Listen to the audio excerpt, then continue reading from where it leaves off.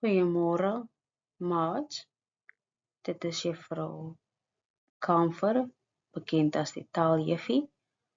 Ons gaan fokus op vraestel 1, EAT vir graad 11. Vraestel 1 bestaan uit leesbegrip, opsomming en taal. En hierdie video gaan ons fokus op die opsomming. We're going to focus on the summary. Opsomming. Kenmerke van 'n opsomming. Guidelines of a summary. Lees jou instruksies.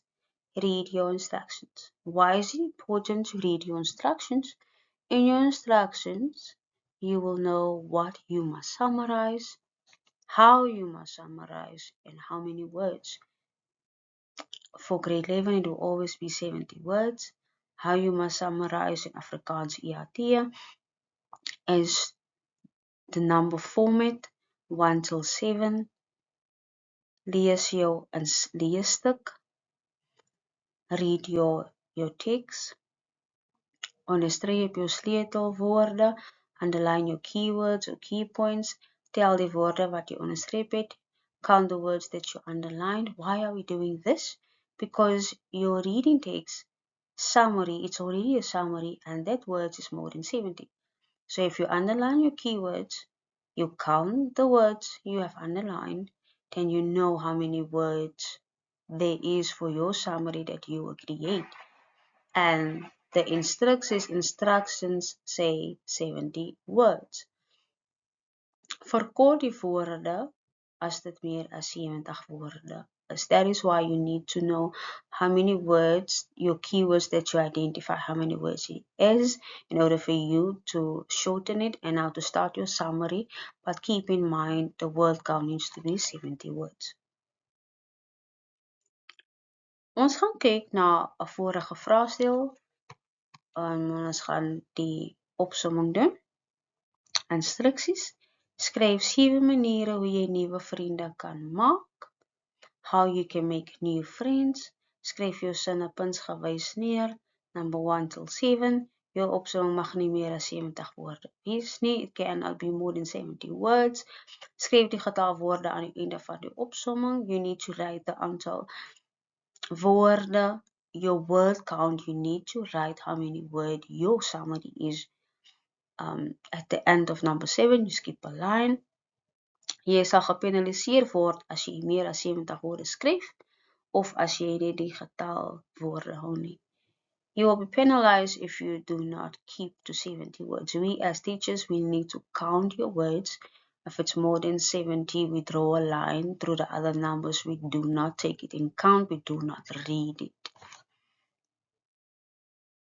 As you also see here, by the instructions, what you must summarize is in bold letters, and I also highlighted. When it comes to your paper, the first bullet will indicate what you must summarize. Then you know what is the heading that you should summarize or what you should focus on in your summary.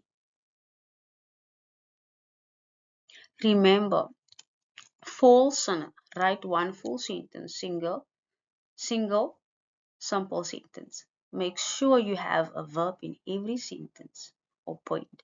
Never start with as or a conjunction when you start your summary or your sentences. Only one sentence per point is accepted.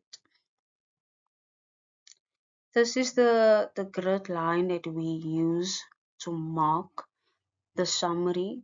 So you get marks for your 7 points, for your 7 facts, you 7 feite. 3 marks will be for taal. So this is now when you use your own words, or in some of the sentences you are using your own words. When we say your own words, you change a verb or you add, you use an adjective. That is when it is your own words. Then if you copied 7 facts, it's fine if you copy 7 facts, but you need to stay in the frame of 70 words. But you won't get a mark for the taal. The taal 3 is out of 3. It indicates that you have made your own sentences, or you use your own words to create your own sentences. Here we are going to look at a summary. I already highlighted the keywords. Dis interessant maar toch ook hartseer. Remember, what are we summarizing? How to make new friends. So in some cases, your paragraph will be numbered 1 till 7 or more than 7 paragraphs. It is not always that your summary, your key points will start in the first paragraph. That is why it's important to read your text. Dis interessant maar toch ook hartseer om te luister hoe sommige mense dit moeilik vind om vriendskappe te vorm en nuwe verhoudings te begin. Jy kan egter die volgende praktiese wenke volg wat jou kan help om nuwe vriendskappe of verhoudings te verstig. Here, it's a double colon. Now, the following sentences and paragraphs will be your guidelines. Keep in mind how to make new friends. Wees beskikbaar, jy gaan nie mense ontmoet en nuwe vriende maak wanneer jy wegkruip nie. So that is why underlined or highlighted, wees beskikbaar. Sluit aan by 'n vereniging of klub, want so gaan jy mense ontmoet waarby jy kan inskakel. Dis 'n lekker gemaklike manier om nuwe vriende te maak. Jy kan egter ook vriende maak op enige ander plek. Knoop 'n gesprek aan deur iemand te komplimenteer.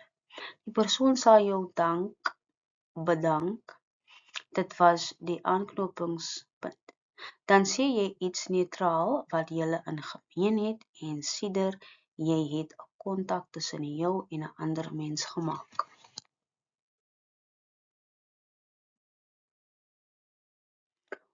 Ontdek iets in iemand waarvan jy hou en bespreek dinge waaroor julle saamstem. Moenie dadelik in argumente en redenasies verval nie. Vind iets waarvan jy hou aan die persoon en iets waarvan julle saamstem.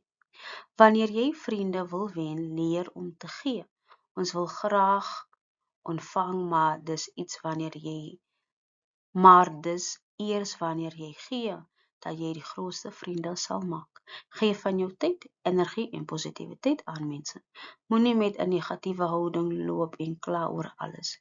Mense vind makliker aanklank by iemand wat positief is, lekker lag en gesels en met 'n optimistiese geaardheid die lewe aanpak. Leer om te kommunikeer. Leer ontspan wanneer jy tussen vreemdelinge of ander mense is en gebruik geleenthede om 'n geselsie met 'n vreemdeling aan te knoop. Soos die gesegde lui, 'n vreemdeling is maar net 'n vriend wat jy nog nie ontmoet het nie. So I already highlighted the key points and I already counted. So it's important when you identify the key points, you highlight or you underline, then you need to count the words that you underline. Obviously, the sentences that I highlight is more than 70 words. That is, when I started the summary, I know which sentence I need to reduce the words. Let us have a look. Here's the summary. The same as I highlighted, I just used the word personal pronouns as jy, and by number 3 I started with a new word.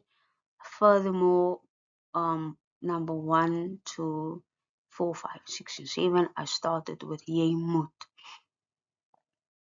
Jy moet beskikbaar wees, jy moet aansluit by 'n vereniging of klub.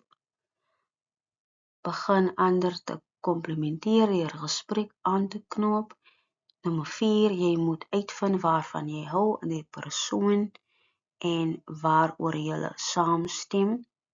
Jy moet jou tyd, energie en Jy moet jou tyd, energie en positiwiteit aan mense gee. Jy moet nie negatief is en kla oor alles omdat mense makliker gesels met iemand wat positief is. Jy moet kommunikeer. Baie dankie dat jy ingeskakel het. Dit is waar ons eindig vir vandag.